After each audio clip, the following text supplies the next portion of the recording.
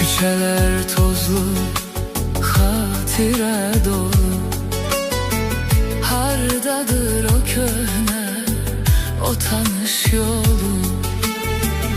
Zaman bir kuş tek uçup gitmişti. Ömrün payızında bahar bitmişti. Kaş öten günlerim geri döneydi. İçimde yanan bu ateş söneydi. Uşaqlıq illərim, şirin sözlərim, o uzaq yollarda qaldı gözlərim.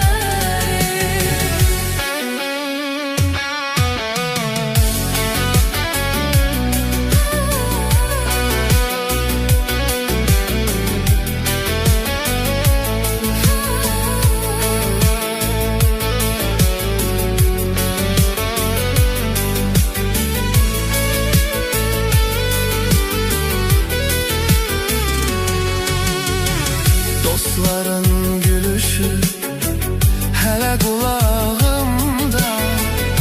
Bir garip keder var indi dodağımda.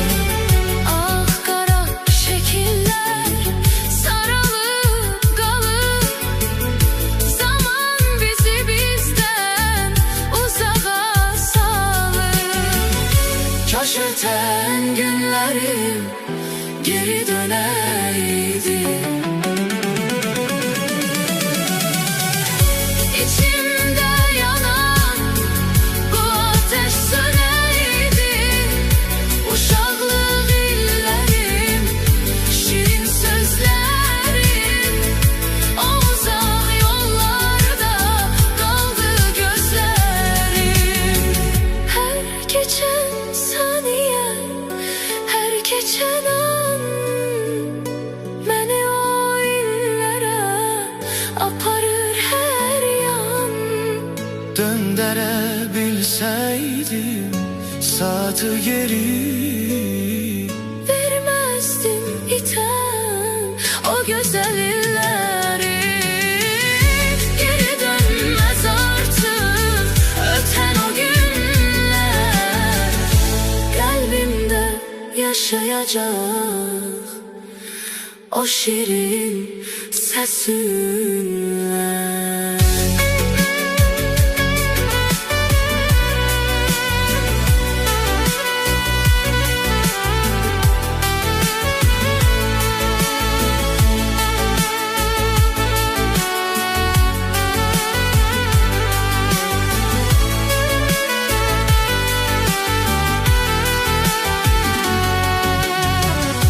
Köşeler tozlu, hatire dolu.